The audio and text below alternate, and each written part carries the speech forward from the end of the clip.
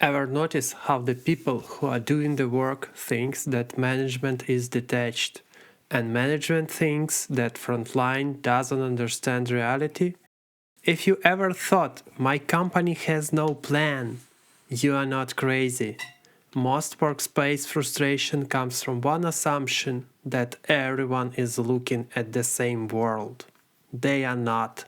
Inside every company, there are three layers of work, and each layer plays a different game with different rules, different incentives, and a different definition of what reality even is. In the next 6 minutes, I will show you those layers, and once you see them, you will understand why priorities randomly change, why projects get cancelled even when they are doing well, and why smart people can make decisions that look insane from where you are sitting.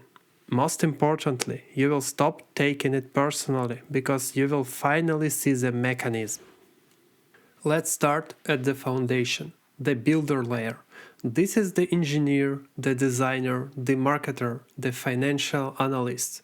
People love being at this layer for a very specific reason: predictability. They live in a beautifully constructed bubble. Their job is to take a clear problem, apply their craft, and solve it. If X, then Y. They write the code, design campaign, build the model. It works, and at the end of the month, a reliable paycheck magically appears in their bank account. It's safe, it's coherent. They are insulated from the existential terror of the free market. But then it happens. A builder spends 6 months crafting a beautiful project, and management suddenly cancels it. The roadmap evaporates. They are furious. Don't they know how hard we worked on this? Do they even have a strategy? They feel betrayed because their small, logical world was just crashed into a chaotic reality they aren't supposed to see, which brings us to the people who crashed it. Enter the middle manager. If the builder lives in a sanctuary, the manager lives on the perimeter wall. A good manager's actual job is not bossing people around. Their job is to be a human meat shield. They stand between the raging, chaotic dumpster fire of the outside world and translate that house into a neat set of weekly goals so the builders don't get paralyzed by the complexity. They provide the gift of focus. They resolve uncertainties, align personalities, and answer the why and the how. But the managers are trapped in the middle. They operate in a predictable system of rituals, stand-ups, quarterly reviews, one-to-ones, but they are highly vulnerable to the weather above them. When they do their job well, the builders feel protected, but when system shifts too violently, the firewall breaks and chaos leaks through, and the team blames the manager. But usually, the manager didn't cancel the project, the weather just changed.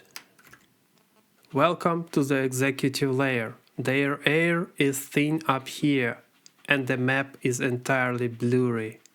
Executives don't manage projects, they don't align teams, they align narratives, they allocate survival, capital, headcount, and reputation. To a builder, a budget or roadmap is a promise. To executive, a roadmap is just a probabilistic bet. A budget is just a signal. At this altitude, decisions are less about what we are building and more about what game are we even playing next year. When a massive rework happens or a project is killed, it feels incredibly arbitrary and personal from below. But from above, it's not personal. It's a shift in vector. It's a defensive maneuver against a new competitor, a regulatory nightmare, or a missed revenue target. Executives live almost entirely in the volatility layer. They carry massive existential risks, and in exchange, they capture the disproportional upside. They decide which uncertainty the company is going to suffer through. The reality of corporate life isn't about some grand battle between good employees and evil corporations. It's simply about cognitive load. These layers exist because no single human being can process everything at once. To actually get things done, people need abstractions. They need boundaries so they can focus on their specific job without being paralyzed by a sheer chaotic complexity of entire market. Every layer treats the layer above as an unpredictable force of nature. But this is exactly how the system is supposed to work. Without these boundaries, without executives filtering the marketing house into strategy, and managers filtering that strategy into to-do lists, the entire machine would collapse under own weight.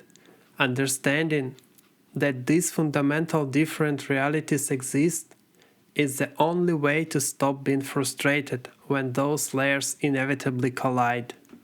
If this perspective shift resonates with you, I want to hear from you.